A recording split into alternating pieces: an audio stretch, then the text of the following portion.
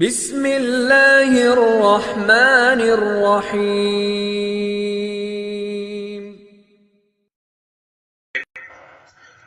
اول تو دوستو بزرگوں، پوری زندگی بہت قیمتی ہے جو اللہ تعالیٰ نے ہمیں زندگی دی ہے، یہی بہت قیمتی ہے۔ پھر عصر کی نماز کے بعد کا وقت تو اور زیادہ قیمتی ہے کہ حدیث پاک کا مفہوم ہے، اللہ تعالیٰ فرماتا ہے کہ تو فجر کی نماز کے بعد اور عصر کی نماز کے بعد تھوڑی دیر مجھے یاد کر لیا کر، میں درمیانی حصے میں تیری کفالت کروں گا۔ تو زندگی قیمتی، پھر عصر کے بعد کا وقت قیمتی، پھر اللہ کے راستے میں نکل کر اس کی قیمت اور بڑھ جاتی ہے، اس لیے کہ اس وقت ہم سب اللہ کے راستے میں ہیں کہ اللہ کے راستے کی ایک صبح اور ایک شام دنیا اور دنیا میں جو کچھ ہے ان سب سے بہتر ہے۔ لیکن دوستو بزرگوں، یہ وقت بہتر جب بنے گا، وقت قیمتی جب بنے گا جب ہم اس وقت کو قیمتی بنائیں گے، نہیں تو وقت تو گزرنے کے لیے ہے اور گزر رہا ہے۔ کس کی کتنی زندگی گزر گئی ہے ہر ایک کو پتا ہے، آگے کس کی کتنی باقی ہے یہ کسی کو کچھ پتا نہیں ہے۔ اس لیے حدیث میں آتا ہے کہ سورج جب روزانہ نکلتا ہے تو یہ اعلان کرتا ہے کہ اے ابن آدم، تجھے جو عمل کرنا ہو کر لے، آج کا دن تیری زندگی میں پھر کبھی نہیں آئے گا۔ جو سال گزر گیا، جو مہینہ گزر گیا، یہ جمعہ گزر گیا، اب تو یہ کسی قیمت پر بھی واپس نہیں آئے گا۔ اس لیے ہم اپنی زندگی کو قیمتی بناویں عملوں کے اندر لگ کر، اس لیے کہ عمل ہی ایک ایسی چیز ہے جو انسان کے ساتھ اس کی زندگی میں اور انسان کے ساتھ اس کے مرنے کے بعد اس کی قبر میں اور یہاں تک کہ اس کا جو فیصلہ ہونے والا ہے وہ اس کے اعمال ہی کے اوپر ہونے والا ہے، اچھے ہوں کہ برے ہوں، اسی پر اس کا فیصلہ ہونا ہے۔ اور اسی عمل ہی سے انسان کے بندے بگڑنے کا بھی تعلق ہے کہ عمل سے زندگی بنتی ہے، جنت بھی جہنم بھی۔ یہ خاکی اپنی فطرت میں نہ نوری ہے نہ ناری ہے کہ انسان کے بندے بگڑنے کا تعلق دنیا کی کسی چیز سے نہیں ہے، بلکہ انسان کے بننے اور بگڑنے کا تعلق انسان کے اعمال سے ہے۔ اگر انسان کے اعمال بنے تو ماحول بنا، اور اگر انسان کے اعمال خراب ہوئے تو ماحول خراب ہوا۔ آج جو چاروں طرف یہ کہا جا رہا ہے کہ حالات خراب ہیں، ماحول خراب ہے، حالات خراب ہے، ماحول خراب ہے، کہ حالات اور ماحول کیا چیز ہے کہ یہ انسان کے اعمال ہیں، کہ انسان کے بدن سے نکلنے والے اعمال خراب ہیں، اس لیے ماحول خراب ہے۔ اور یہ حالات اور یہ ماحول، یہ اس کا تعلق اللہ کے فیصلوں سے ہے، اور اللہ کے فیصلوں کا تعلق انسان کے اعمال سے ہے کہ جیسے انسان کے اعمال اوپر جاتے ہیں ویسے اللہ کی طرف سے فیصلے نیچے آتے ہیں۔ اگر ہمارے اعمال اوپر اللہ کو راضی کرنے والے جا رہے ہیں، اللہ کو خوش کرنے والے جا رہے ہیں، تو پھر اوپر سے جو فیصلے آئیں گے وہ بھی ایسے آئیں گے جو ہمیں خوش کریں گے، ہمیں راضی کریں گے۔ اور اگر ہمارے اعمال اوپر ایسے جا رہے ہیں جو اللہ کو ناخوش کرنے والے ہیں، اس کو ناراض کرنے والے ہیں، تو پھر اللہ کی طرف سے جو فیصلے آئیں گے وہ بھی ایسے آئیں گے جو ہمیں ناگوار گزریں گے، جیسے اس وقت چل رہے ہیں۔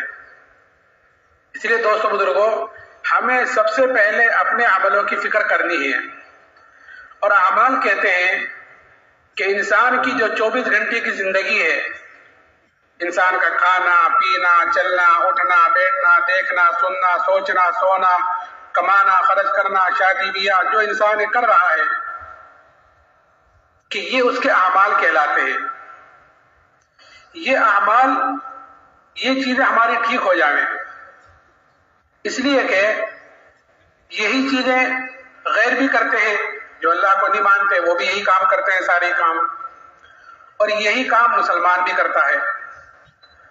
فرق اتنا ہے ان کے اور ہمارے کرنے میں کہ ہمیں طریقہ بتلایا گیا ہے جناب رسول اللہ صلی اللہ علیہ وسلم کے ذریعے سے، لقد کان لکم فی رسول اللہ اسوۃ حسنہ، کہ تمہارے لیے زندگی گزارنے کا جو بہترین نمونہ ہے وہ تمہارے نبی کی زندگی ہے۔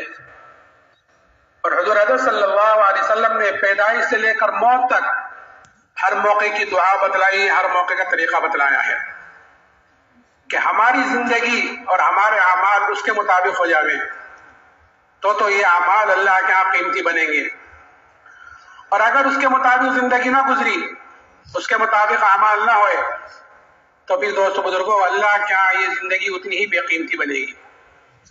اس لیے ہمیں اللہ تعالیٰ اس زندگی کی قدر کرنے کی توفیق نصیب فرمائے۔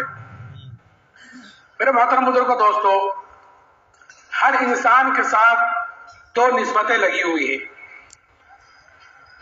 اور نسبت جتنی بڑی ہوتی ہے، جتنی اعلیٰ ہوتی ہے، کہ ذمہ داری بھی اتنی ہی بڑی ہوتی ہے۔ جتنی اونچی نسبت اتنی بڑی ذمہ داری۔ مثال کے طور پر ایک دھوبی ہے یا درزی ہے، اس کا ایک لڑکا ہے، تو لڑکے کی نسبت دھوبی کی طرف ہے یا درزی کی طرف ہے، تو اس لڑکے کے اوپر جو ذمہ داری آئے گی وہ اس کے اعتبار سے آئے گی، گھر کے اعتبار سے۔ ایک لڑکے کی نسبت کہ وہ بادشاہ کا بیٹا ہے، بادشاہ کا لڑکا ہے، تو اس کے ساتھ ایک بڑی نسبت لگی ہوئی ہے، بادشاہ کا بیٹا ہے، شہزادہ ہے، تو اس کے اوپر جو ذمہ داری آئے گی وہ اس کے اعتبار سے آئے گی، کیونکہ اس کے ساتھ نسبت بڑی لگی ہوئی ہے۔ ایسے ہی ہمارے ہر ایک کے ساتھ دو نسبتیں لگی ہوئی ہیں، بڑی نسبتیں ہیں۔ کہ پہلی نسبت کہ ہر انسان سب سے پہلے اللہ کا بندہ ہے، ہر انسان عبداللہ ہے، اللہ کا بندہ، یہ پہلی نسبت ہے۔ دوسری نسبت کہ ہر انسان جناب رسول اللہ صلی اللہ علیہ وسلم کا امتی ہے، یہ دوسری نسبت ہے۔ تو اللہ کا بندہ ہونے کے ناطے ہر انسان کی پہلی ذمہ داری یہ ہے کہ اپنی ذات سے دیندار بن کر زندگی گزارے، اپنے اللہ کو پہچانے، کہ اس کو پہچان کر اس کے مطابق زندگی گزارے۔ اور نبی کا امتی ہونے کے ناطے کہ جو چیز اپنے پاس ہے، جو کام اپنے پاس ہے، جو چیز اپنے پاس ہے، جو دین اپنے پاس ہے، اس کو دوسروں تک پہنچاوے، یہ ہر ایک کی ذمہ داری ہے۔ بلغوا عنی ولو آیا، فرمایا کہ چھوٹا عمل بھی ہو، چھوٹی چیز بھی ہو، کہ وہ دوسروں تک پہنچاؤ۔ اگر کوئی ان دونوں ذمہ داریوں کو پورا کر رہا ہے تو دوستو بزرگوں، اللہ کیا اس کی قدر ہے، اللہ کیا اس کی حیثیت ہے۔ اور اگر کوئی ان دونوں ذمہ داریوں کو پورا نہیں کر رہا ہے تو اللہ کیا اتنا ہی بے قیمت ہے، اللہ کیا اتنا ہی بے حیثیت ہے۔ اور اگر کوئی ان دونوں ذمہ داریوں میں سے ایک ذمہ داری کو پورا کرے اور ایک کو پورا نہ کرے، تب بھی یہ پکڑ کا ذریعہ ہوتی ہے کہ دونوں ایک ساتھ ہیں، دونوں نسبتیں اور دونوں ذمہ داری ایک ساتھ ہیں۔ کہ ایک کو پورا کرے، اپنی ذات سے دیندار بنا، نمازوں میں، روزوں میں اور دوسرے چیزوں میں، کہ اپنی ذات سے دیندار بن کر زندگی گزاری، لیکن دوسروں کی فکر نہ کری کہ یہ ایک ذمہ داری کا پورا کرنا یہ بھی پکڑ کا ذریعہ ہے۔ ایک مرتبہ اللہ تعالیٰ نے جبرائیل کو حکم دیا کہ جبرائیل فلاں بستی پر جاؤ اور اس بستی کو اوپر تک اٹھاؤ اور اوپر تک اٹھا کر اس کو نیچے دے کر مار دو۔ حضرت جبرائیل نے کہا کہ اے اللہ، اس میں تو ایک طرح فلاں بندہ ہے جو تیری عبادت کرتا ہے، تیری نافرمانی نہیں کرتا، فرما برداری میں لگا رہتا ہے۔ اللہ نے فرمایا کہ اس کے سمیت اس بستی کو اٹھاؤ اور اس کے سمیت پٹک دو۔ کیوں؟ اس لیے کہ میرے احکامات دنیا میں ٹوٹ رہے تھے، میری نافرمانی ہو رہی تھی اور اس کے ماتھے پر بل تک نہیں آیا، وہ اپنی عبادت میں لگا رہا۔ تو ایک ذمہ داری تو پوری کر رہا تھا کہ اپنی ذات سے تو دیندار تھا، لیکن دوسروں کی فکر نہیں کی۔ اچھا، اگر کوئی دوسروں ہی کی فکر میں لگا رہے اور اپنے آپ کو بھولا رہے، ساری تقریریں، سارے بیانات، ساری نصیحتیں، مشورے، اصول کہ وہ دوسروں کے لیے، ساری چیزیں، ساری تبلیغ دوسروں کے لیے اور خود عمل سے خالی، تو دوسری ایک ذمہ داری تو پوری کر رہا ہے کہ دوسروں تک پہنچا رہا ہے، دوسروں کی فکر میں ہے، لیکن خود عمل سے خالی ہے، کہ یہ بھی کل قیامت کے دن پکڑ کا ذریعہ بنے گی۔ حدیث پاک کا مفہوم ہے کہ جب جنتی جنت میں چلے جائیں گے اور دوزخی دوزخ میں چلے جائیں گے تو بعض اہل جنت اہل دوزخ سے جا کر پوچھیں گے کہ تم دوزخ میں کیسے آ گئے؟ ہم تو جو جنت میں گئے ہیں وہ تمہاری باتوں پر عمل کرنے کی وجہ سے گئے ہیں، تم ہمیں دین کو، آخرت کو، اللہ رسول کو، تم ہمیں دین کی باتیں بتلاتے تھے، اس پر ہم نے عمل کیا ہے، تو اس کی وجہ سے تو ہم جنت میں گئے ہیں، تم دوزخ میں کیسے آئے؟ تو وہ کہیں گے کہ ہم تم کو تو کہتے تھے لیکن خود عمل نہیں کرتے تھے۔ اس لیے دوستو بزرگوں، یہ اجتماعات کا ہونا یہ اپنے اندر اس ذمہ داری کا احساس پیدا کرانے کے لیے ہے کہ اللہ تعالیٰ نے کیوں پیدا فرمایا ہے، ہم کیوں دنیا میں آئے ہیں۔ سب سے پہلی ذمہ داری ہے کہ ہر انسان اپنی ذات سے دیندار بن کر زندگی گزارے، اور دین آتا ہے بزرگوں یقین کے راستے سے، کہ اس کے اندر کا یقین ہوگا کہ اس کی زندگی میں دین آئے گا۔ یقین، ایمان کہ جیسا اس کا ایمان ہوگا، اگر ایمان کمزور ہوگا تو پھر اس کے اندر سے دین نکلے گا، اور اگر ایمان بنا ہوا ہوگا تو پھر اندر دین آئے گا. کہ یہ ایمان کہ اللہ نے ہمیں سب سے بڑی نعمت مرحمت فرمائی ہے، ایمان کی دولت، یہ سب سے بڑی نعمت ہے. سب سے بڑی نعمت اس لیے کہہ رہا ہوں کہ انعامات تو اللہ تعالیٰ کے بہت ہیں، بے شمار ہیں. کہ قرآن یہ کہتا ہے ان تعدوا نعمت اللہ لا تحصوها، کہ اللہ تعالیٰ کے انعامات تو اتنے ہیں کہ اگر تم اللہ کی نعمتوں کو گننا چاہو، شمار کرنا چاہو تو تم اللہ کی نعمتوں کو گن نہیں سکتے، شمار نہیں کر سکتے. اتنے انعامات اللہ تعالیٰ کے ہمارے اوپر، قدم قدم پر، سانس سانس پر اللہ تعالیٰ کی نعمتیں دوستوں بزرگوں بارش کی طرح ہمارے اوپر اتر رہی ہیں. اور ایسی ایسی نعمتیں ہیں کہ اللہ کی ایک نعمت بڑی نعمت ہوتی ہے لیکن ہمارا دھیان ادھر نہیں جاتا کہ یہ بھی اللہ کی نعمت میں سے کوئی نعمت ہے. اس لیے کہ نعمت کی قدر آدمی کو اس وقت ہوتی ہے جب وہ چیز ہاتھ سے نکل جاتی ہے. جب تک کوئی چیز آدمی کے ہاتھ میں ہوتی ہے اس کے قدر و قیمت کا اندازہ نہیں ہوتا. کہ جب وہ چیز آدمی کے ہاتھ سے نکل جاتی ہے، کسی چیز سے محروم ہو جاتا ہے. اللہ نے ہمیں آنکھیں دے رکھی، مثال کے طور پر کوئی آدمی آنکھوں سے معذور ہو جائے تو پتہ چلے کہ آنکھ کتنی بڑی نعمت کہ اب دنیا میں اندھیرا ہو گیا. ہاتھوں پیروں سے معذور ہو جائے، اسی لیے حضور حضرت صلی اللہ علیہ وسلم نے فرمایا کہ 5 چیزوں کی قدر کرو، 5 چیزوں سے پہلے پہلے. یہ بڑی نعمتیں ہیں اور اس میں پوری زندگی آ گئی کہ 5 چیزوں کی قدر کرو، 5 چیزوں سے پہلے پہلے. کہ ایک جوانی کی قدر کرو بڑھاپے سے پہلے پہلے، کہ جوانی کی عبادت اللہ کے یہاں مقبول ہے. کیوں؟ اس لیے کہ اس میں عذاب قوی ہوتے ہیں، آدمی کے اندر خواہشوں کا بھی زور ہوتا ہے کہ ان خواہشوں کو قربان کر کر یہ آدمی اپنی جوانی اللہ کی عبادت میں، اس کے دین میں، اس کو دین کا پھیلانے میں لگاتا ہے. تو پھر ایسی جوانی کی عبادت اللہ کے یہاں مقبول ہے کہ وہ 7 آدمی جو عرش کے سائے کے نیچے ہوں گے ان میں ایک وہ جوان بھی ہوگا جو جوانی میں اللہ کی عبادت کرتا ہوگا. تو جوانی کی قدر بڑھاپے سے پہلے پہلے. اور مالداری کی قدر کرو تنگ دستی سے پہلے پہلے، مالداری کی قدر تنگ دستی سے پہلے پہلے. اور صحت کی قدر کرو بیماری سے پہلے پہلے. صحت دے رکھی اللہ نے کہ اس صحت میں کہ جو آدمی کام کرتا ہے، کر سکتا ہے اور کیا ہے اس نے، اب بیماری کی وجہ سے نہیں کر سکتا، تو پھر اللہ تعالیٰ کے انعامات احسانات کہ ایک آدمی تہجد پابندی سے پڑھتا تھا، ایک آدمی نماز پابندی سے جماعت کے ساتھ پڑھتا تھا، اب بیمار ہو گیا ہے، معذوری ہوئی ہے، اب تہجد نہیں پڑھ پا رہا ہے، مسجد میں نہیں جا پا رہا ہے، تو اللہ تعالیٰ اس کو وہی اجر و ثواب دیتے رہیں گے جو صحت کے زمانے میں کرتا تھا. صحت کی قدر کرو بیماری سے پہلے پہلے. اور خالی اوقات کی قدر کرو مشغولی سے پہلے پہلے. خالی اوقات کی قدر، کہ خالی اوقات کی قدر کیا ہے؟ مثال کے طور پر ایک حدیث پاک کا مفہوم ہے کہ جو آدمی 40 دن اخلاص کے ساتھ ایسی طرح نماز پڑھے کہ اس کی تکبیر اولا فوت نہ ہو تو اس کو 2 بڑے پروانے اللہ کی طرف سے ملتے ہیں. ایک پروانہ جہنم سے چھٹکارے کا، دوسرا نفاق سے بری ہونے کا. یہ 2 بڑے پروانے اس کو ملتے ہیں جو 40 دن اخلاص کے ساتھ ایسی طرح نماز پڑھے کہ تکبیر اولا فوت نہ ہو.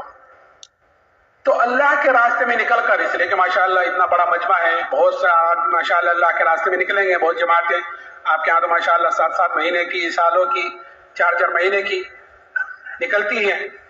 کہ اللہ کے راستے میں نکل کر اس حدیث پر عمل کرنے کا بہترین وقت ہوتا ہے. نہ گھر ہے، نہ کاروبار ہے، نہ بیوی بچے ہیں، نہ دوست احباب ہیں، نہ کسی کی خوشی میں جانا، نہ کسی کی غمی میں جانا، کہ ہر وقت مسجد ہی میں رہنا ہے. کہ اوقات کو فارغ کیا، خالی اوقات کی قدر کہ ہر وقت مسجد ہی میں رہنا، کوئی دوسرا کام ہی نہیں ہے. کشتوں کے لیے جائیں گے، جو اپنے کام سے جائیں گے، آ جائیں گے. تو اس حدیث پر عمل کرنے کا بہترین وقت ہے اللہ کے راستے میں نکل کر. اگر اس حدیث پر اللہ کے راستے میں نکل کر عمل نہ ہوا تو گھر آ کر اس حدیث پر عمل کرنا مشکل ہو جائے گا. اس لیے کہ 100 طرح کے کام ہوتے ہیں. تو یہی میں نے مثال کے طور پر کہا کہ خالی اوقات کی قدر کرو کہ یہاں پر اس حدیث پر عمل کر سکتے تھے، نہیں کر پائے کسی وجہ سے، سستی ہوئی، تو گھر آ کر اب تو مشغولی ہو گئی، اب اس حدیث پر عمل کرنا مشکل ہو جائے گا. تو خالی اوقات کی قدر مشغولی سے پہلے پہلے. اور زندگی کی قدر کرو موت سے پہلے پہلے. کہ جو قبروں میں چلے گئے ان سے پوچھو کہ ایک مرتبہ سبحان اللہ کہنے سے بھی قاصر ہیں. آپ نے فرمایا کہ 5 چیزوں کی قدر کرو 5 چیزوں سے پہلے پہلے. میں عرض کر رہا تھا کہ انعامات اللہ تعالیٰ کے بے شمار ہیں. پھر دوستوں بزرگوں ہر نعمت کے استعمال کا طریقہ بھی بتلایا ہے حضرت صلی اللہ علیہ وسلم نے. اور ہر نعمت کے بارے میں کل قیامت کے دن ہر آدمی سے سوال بھی کیا جائے گا۔ ایسا نہیں ہے کہ اللہ تعالیٰ نے ہمیں نعمتیں دی ہیں کہ اس کو استعمال کر کے آ جائے جہاں چاہے جس طرح چاہے، کہ نہیں، اس کے استعمال کا طریقہ بتلایا، اور طریقہ بتلا کر پھر کہ ثم لتسألن یومئذ عن النعیم، یہ فرمایا کہ کل قیامت کے دن تم سے ضرور بھی ضرور ہر نعمت کے بارے میں سوال ہوگا، پوچھا جائے گا۔ یہاں تک آتا ہے اگر ٹھنڈا پانی ہمیں پلائے تو یہ ٹھنڈا پانی بھی اللہ کی نعمتوں میں سے ایک نعمت ہے کہ اس کے بارے میں بھی سوال ہوگا۔ درخت سے سایہ حاصل کیا ہے دھوپ سے بچنے کے لیے، کہ یہ بھی اللہ کی نعمتوں میں سے ایک نعمت ہے کہ اس کے بارے میں بھی کل قیامت کے دن سے سوال ہوگا۔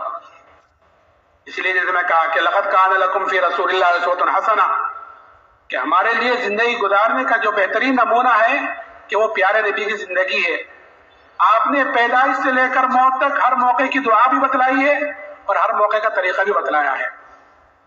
اگر اس طریقے کے مطابق ہماری زندگی گزر رہی ہے تو اللہ کے ہماری زندگی روشن ہے، قیمتی ہے، اور اگر اس کے مطابق نہیں گزر رہی ہے تو پھر جیسے دوسروں کی گزر رہی ہے ایسے ہماری بھی گزر رہی ہے۔ حضور نے ہر موقع کی دعا بتلائی ہے۔ ایک مرتبہ سخت گرمی میں دوپہر کے وقت حضرت ابوبکر صدیق رضی اللہ تعالیٰ عنہ مسجد میں تشریف لائے۔ تھوڑی دیر میں حضرت عمر رضی اللہ تعالیٰ عنہ آئے تو حضرت عمر نے حضرت ابوبکر سے پوچھا، ابوبکر گرمی ہے، دوپہر کا وقت ہے، تم یہاں پر؟ کہ ابوبکر بھوک کی سختی مجھے بحال لے کر آئی ہے، بھوک کی شدت بحال لائی ہے۔ کہ اچھا عمر تم کیوں آئے ہو؟ کہ ابوبکر میں بھی اسی لیے باہر آیا ہوں، بھوک کی شدت مجھے بھی بحال لے کر آئی ہے۔ یہ دونوں باتیں کر رہے تھے کہ اتنے میں جناب رسول اللہ صلی اللہ علیہ وسلم تشریف لائے، اور آپ نے ان دونوں سے پوچھا کہ اس وقت گرمی ہے، دوپہر کا وقت ہے، تم دونوں یہاں پر؟ کیا رسول اللہ بھوک کی شدت بحال لے کر آئی ہے، بھوک کی وجہ سے آئے ہیں۔ آپ نے فرمایا قسم الذات علی کی جس کے قبضے میں میری جان ہے، میں بھی اسی لیے باہر آیا ہوں، بھوک کی وجہ سے۔ یہ تینوں باتیں کرتے ہوئے ایک صحابی حضرت ابو ایوب انصاری رضی اللہ تعالیٰ عنہ کے مکان پر تشریف لے گئے۔ وہ تو گھر میں نہیں تھے، گھر والوں نے اہلاً و سہلاً کہا، بٹھایا۔ تھوڑی دیر میں حضرت ابو ایوب انصاری آئے اور آتے ہوئے اپنے ساتھ کھجوروں کا بڑا سارا خوشہ توڑ کر لائے، اللہ کے حضرات کے سامنے پیش کیا۔ حضور نے فرمایا کہ اس میں سے پکی پکی لاتیں ساری کیوں لائے؟ کہ یا رسول اللہ ساری اس لیے لایا ہوں جو آپ کو پسند ہو آپ نوش فرما لیں۔ انہوں نے کھجوریں نوش فرمائی۔ اتنے ان صحابی نے ایک بکری کے بچے کو ذبح کیا اور کچھ کو بھونا، کچھ کو پکایا اور اللہ کے حضرات کے سامنے پیش کیا۔ حضور حضرت صلی اللہ علیہ وسلم نے ایک روٹی کے ٹکڑے پر ایک گوشت کا ٹکڑا رکھ کر حضرت ابو ایوب انصاری کو دیا اور یہ فرمایا کہ یہ فاطمہ کو دے کر آؤ، اس نے بھی کئی دنوں سے ایسی کوئی چیز نہیں کھائی۔ وہ صحابی تو لے کر چلے گئے۔ یہ تینوں حضرات یہ کھانا نوش فرما رہے تھے اور آپ کی آنکھوں سے آنسو بہ رہے تھے، آپ رو رہے تھے، اور روتے ہوئے آپ نے فرمایا کہ یہی وہ نعمتیں ہیں جن کے بارے میں ہم سے کل کو سوال ہوگا۔ اللہ نے گوشت کھلایا، روٹی کھلائی، کھجوریں کھلائی۔ جب آپ نے بات فرمائی تو یہ بات ان دونوں ساتھی پر بڑی شاق گزری۔ کیا رسول اللہ ایک چیز اتنی مشقت اور اتنی بھوک کے بعد حاصل ہوئی ہے، اس کے بارے میں بھی سوال ہوگا؟ آپ نے فرمایا کہ ہاں اس کے بارے میں بھی سوال ہوگا۔ پھر آپ نے اس کے استعمال کا طریقہ بتلایا، جو میں کہنا چاہ رہا ہوں نا کہ حضور حضرت صلی اللہ علیہ وسلم نے پیدائش سے لے کر موت تک ہر موقع کی دعا اور ہر موقع کا طریقہ بتلایا ہے۔ پھر آپ نے فرمایا کہ بسم اللہ پڑھ کر شروع کرو، اور جب کھا چکو تو الحمدللہ الذی هو اشبعنا وانعم علینا وافضل پڑھ لو گے تو پھر اس نعمت کی پکڑ سے بچ جاؤ گے۔ دوستو بزرگوں، انعامات اللہ تعالیٰ کے بے شمار ہیں، لیکن ان تمام نعمتوں میں جو سب سے بڑی نعمت اللہ تعالیٰ نے مجھے اور آپ کو مرحمت فرمائی ہے وہ ایمان کی دولت ہے۔ اس سے بڑی کوئی نعمت نہیں ہے، اس لیے کہ اللہ نے دنیا کی کسی چیز پر بھی کامیابی ناکامی کا دار و مدار نہیں رکھا ہے، مال پر، اکثریت پر، اسباب پر، چیزوں پر، کسی پر بھی کامیابی کا دار و مدار، ناکامی کا دار و مدار نہیں رکھا کہ یہ چیز ہوں گی تو کامیاب ہوں گے اور یہ چیز نہیں ہوں گی تو ناکام ہو جائیں گے، کہ نہیں، اللہ نے کامیابی ناکامی کا دار و مدار ایمان اور اعمال صالحہ پر رکھا ہے۔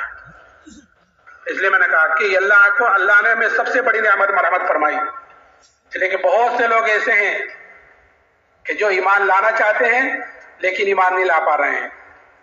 یہ ایمان ہمیں اللہ نے بغیر محنت کے، بغیر مجاہدے کے، بغیر قربانیوں کے ہمیں اللہ تعالیٰ نے مرحمت فرمایا، اور جو چیز آدمی کو بغیر محنت بغیر مجاہدے کی ملتی ہے آدمی کے اندر اس کی قدر و قیمت کم ہوتی ہے۔ بنسبت اس کے جو چیز آدمی محنت کر کر حاصل کرتا ہے، جس چیز پر آدمی کا جان مال وقت لگتا ہے، جس چیز کے لیے آدمی قربانی دیتا ہے، کہ اس کی قدر و قیمت آدمی کے اندر زیادہ ہوتی ہے، اور جو بغیر اس کے ملتی ہے کہ اس کی قدر و قیمت کم ہوتی ہے. کیونکہ ایمان کیونکہ ہمیں بغیر محنت مجاہدے کے ملا ہوا ہے. جیسے کہتے ہیں وراثت میں کوئی چیز مل گئی کہ خاندان مسلمان، دادا مسلمان، باپ مسلمان، ہم مسلمان کے گھر میں پیدا ہوئے، الحمدللہ ہم بھی مسلمان، اس لیے ہمارے اندر اس ایمان کی قدر و قیمت کم ہے. اس لیے جناب رسول اللہ صلی اللہ علیہ وسلم نے ایمان کی کیا قدر و قیمت ہے اللہ کے ہاں، ایمان کی کیا حیثیت ہے اللہ کے ہاں، کہ اس کو بتلایا اور صحابہ کے اندر اس چیز کو اتارا کہ کیا قدر بتلائی، کہ یہ قدر بتلائی ایمان والے کی کہ جب تک ایمان والا اس دنیا میں موجود رہے گا کہ اللہ کا یہ قدر ہے کہ اللہ اللہ کہنے والا موجود رہے گا، اللہ تعالیٰ اس سات و زمین آسمان کے نظام کو باقی رکھے گا ایک ایمان والے کی وجہ سے، کہ میرے اور آپ کے اللہ کیا قدر ہے. ہم نے ہر چیز کی قیمت کو سمجھا ہے، اگر نہیں سمجھا ہے تو اپنی قیمت کو نہیں سمجھا. ایمان والے نے اپنی قیمت کو نہیں سمجھا، ہر چیز کی قیمت کو سمجھا. آج انسان کی قیمت ختم ہو گئی. تو یہ قدر بتلائیے کہ اگر ایمان والا نہیں ہے پھر چاہے دنیا انسانوں سے بھری ہوئی ہو کہ پھر اللہ کو اس دنیا کی کوئی ضرورت نہیں، اللہ اس کو ختم کرے گا، کہ اس کا وجود ہی ایمان والے کی وجہ سے ہے. اور قیمت کیا بتلائی کہ اگر رائے کے دانے کے برابر بھی ایمان کو بچا کر لے گا اس دنیا سے تو اللہ تعالیٰ اس دنیا سے 10 گنی بڑی جنت مرحمت فرمائے گا. اب جس کا ایمان جتنا اونچا ہوگا، جس کا ایمان جتنا اعلیٰ ہوگا کہ کل قیامت کے دن اس کی اتنی بڑی جنت ہوگی. تو یہ محنت، یہ دعوت و تبلیغ والا کام جو اللہ نے ہمیں مرحمت فرمایا ہے، یہ اپنے ایمان کو بنانے کے لیے ہے، اپنے یقین کو بنانے کے لیے ہے کہ اللہ کے راستے میں نکل کر جتنی ہم اللہ سے ہونے کو بولتے ہیں، دعوت دیتے ہیں، سنتے ہیں، کہ اندر کا یقین بدلتا ہے، کہ اندر کا یقین بدلتا ہے، اندر کا یقین بنتا ہے، تو پھر وہ یقین آدمی کو اعمال پر ڈالتا ہے. آج عملوں کا جنازہ نکلا ہوا ہے اور اعمال صحیح نہیں نکل رہے ہیں، اس کی وجہ کیا ہے کہ اندر کا بگاڑ ہے. تو دعوت کے ذریعے سے ہمیں اپنے اندر کے یقین کو بدلنا ہے، ہمیں اپنے ایمان کو بنانا ہے، ایمان کی قدر و قیمت اندر اتارنی ہے. یہ صحابہ کے اندر کہ ایمان کی قدر و قیمت اتری، اور پھر آدمی کے اندر جب کسی چیز کی قدر و قیمت اتر جاتی ہے تو پھر آدمی اس کے لیے اپنی ساری چیز جھونک دیتا ہے، اپنی جان، اپنا مال، اپنا وقت، کہ اور اس کے لیے ہر چیز کی قربانی دینے کو تیار ہو جاتا ہے جس چیز کی قدر و قیمت آدمی کے اندر اتر جاتی ہے، اور ہر تکلیف اور مصیبت کو برداشت کرتا ہے اس کے لیے. صحابہ اکرام رضی اللہ عنہ اجمعین کے اندر ایمان کی قدر و قیمت اتر گئی تھی، اس لیے ہر تکلیف کو، ہر مصیبت کو اور ہر حالات کو انہوں نے ایسے برداشت کر لیا جیسے کوئی بات ہی نہ ہوئی ہو. قصے ہم تعلیم کے ذریعے سے صحابہ کے قصے ہم سنتے رہتے ہیں فضائل میں، لیکن دوستو بزرگوں، یہ قصے خالی سنانے کے لیے نہیں ہوتے، بلکہ یہ قصے تو اس لیے ہوتے ہیں کہ ہم ان قصوں کو سنیں اور ان قصوں سے اثر لینے والے بنے کہ کہاں صحابہ کا ایمان تھا، کیسا صحابہ کا ایمان تھا. اگر ہم اپنے ایمان کو صحابہ کے ایمان کے مقابلے میں رکھ کر دیکھیں تو ابھی ہمیں پتہ چلے کہ ہم ایمان کے مقابلے میں کتنے کمزور ہیں. آج مسلمان چھوٹی چھوٹی چیزوں پر اپنے ایمان کو بیچ دیتا ہے، چھوٹی چھوٹی چیزوں پر اپنے ایمان کے تقاضوں کو پیچھے ڈال دیتا ہے، کیونکہ ایمان کی قدر و قیمت کم ہے. صحابہ نے ہر حال میں جہاں ہوئے جس طرح ہوئے کہ ایمان کے تقاضوں کو مقدم رکھا ہے، اور ہر حال میں اپنے ایمان کو بچایا ہے، اور ہر تکلیف، ہر مصیبت جو آئی ہے ایمان کے مقابلے میں اس کو برداشت کیا ہے. ایک صحابی حضرت خباب رضی اللہ تعالیٰ عنہ، حضرت عمر رضی اللہ تعالیٰ نے ان سے پوچھا کہ خباب ان تکالیف کی تفصیل بتلاؤ جو ایمان کی وجہ سے تم پر آئی ہیں، جو حالات تم پر ایمان کی وجہ سے آئے ہیں.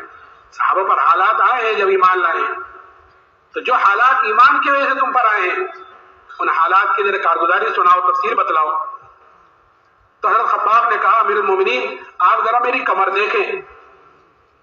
جب کمر دیکھی تو فرمایا کہ خباب ایسی کمر تو کسی کی نہیں دیکھی آج تک جیسی تمہاری ہے. تو حضرت خباب نے فرمایا امیر المومنین مجھے تو آگ کے انگاروں پر لٹا کر گھسیٹا جاتا تھا اور میری چربی سے، میرے خون سے آگ بجھتی تھی. کہیں کی وجہ سے؟ کہ ایمان کی وجہ سے.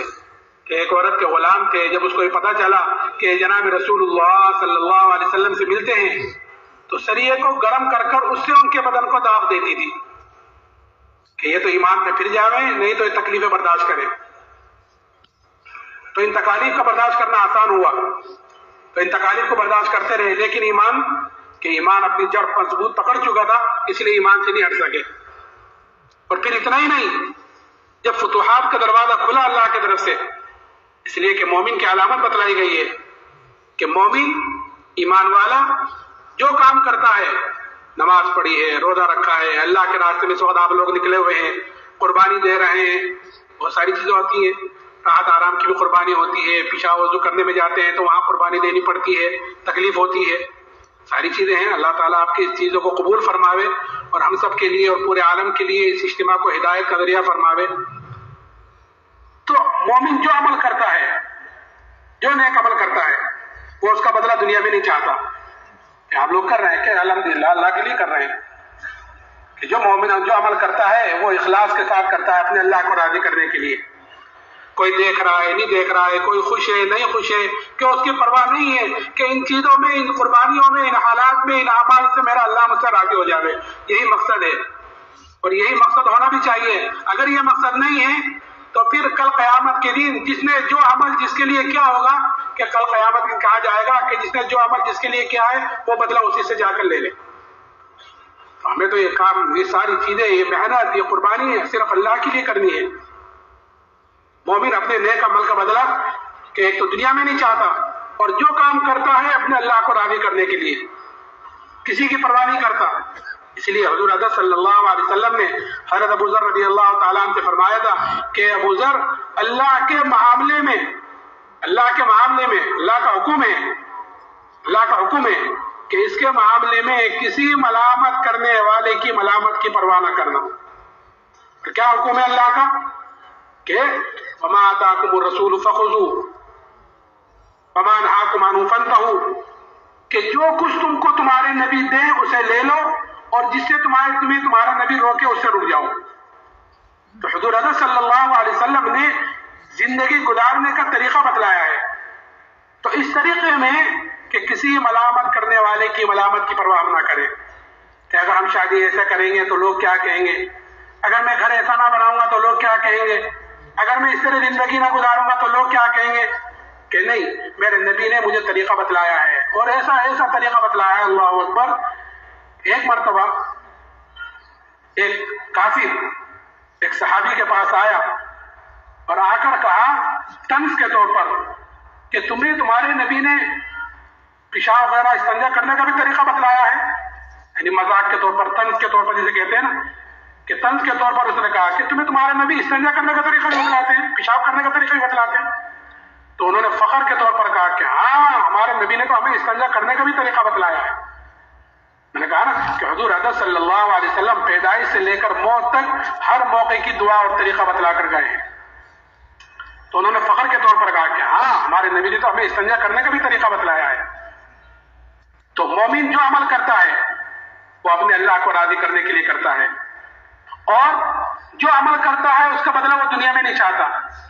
اس لیے کہ اس کو پتا ہے یہاں جو ملے گا وہ وقتی ملے گا اور تھوڑا ملے گا، اور آخرت میں جو ملے گا کہ وہ ہمیشہ کے لیے ملے گا اور دنیا سے بہت زیادہ ملے گا. اسی لیے جب فتوحات کا دروازہ کھلا اللہ کی طرف سے، تو صحابہ کرام رضی اللہ عنہم اجمعین اس پر رویا کرتے تھے کہ ان تکالیفوں کا اور ان مشقتوں کا بدلہ کہیں ہمیں دنیا میں تو نہیں مل رہا ہے. یہ جو فتوحات ہو رہی ہیں کہیں ہمیں بدلہ دنیا میں تو نہیں مل رہا ہے. اس لیے کہ یہاں تو ملے گا تو وقتی ملے گا اور تھوڑا ملے گا، اور آخرت میں جو ملے گا وہ کہ ہمیشہ کے لیے ملے گا اور دنیا سے بہت زیادہ ملے گا. تو میں عرض کر رہا تھا کہ صحابہ کرام رضی اللہ عنہم اجمعین نے اس ایمان کے لیے ہر تکلیف اور مصیبت کو برداشت کیا، اور پھر جب فتوحات کا دروازہ کھلا تو اس پر بھی پریشان ہوئے، اور جو ایمان کے مقابلے میں کوئی چیز آئی ہے کہ اس کو بھی قربان کیا ہے.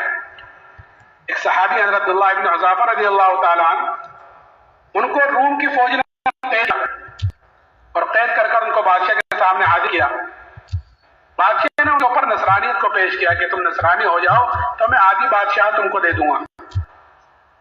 وہ صحابی انہوں نے سوچا ہوگا کہ یہ بادشاہ مجھے کامل ایمان چھوڑنے پر آدھی بادشاہ دینے کو تیار ہے، اور مجھ سے میرے نبی نے کیا کہا کہ اگر رائے کے دانے کے برابر بھی ایمان کو بچا کر لے گئے تو اللہ تعالیٰ اس دنیا سے 10 گنی بڑی جنت برآمد فرمائے گا. کہ کہیں دور دور تک بھی مقابلہ نہیں ہے. تو اسی وقت جواب دیا آدھی بادشاہت نہیں، اگر پوری بادشاہت دے اور پوری بھی نہیں، عرب کی جتنی بادشاہت ہیں سب کی سب دے، تب بھی میں پلک جھپکنے کے برابر ایمان کو چھوڑنے کو تیار نہیں ہوں.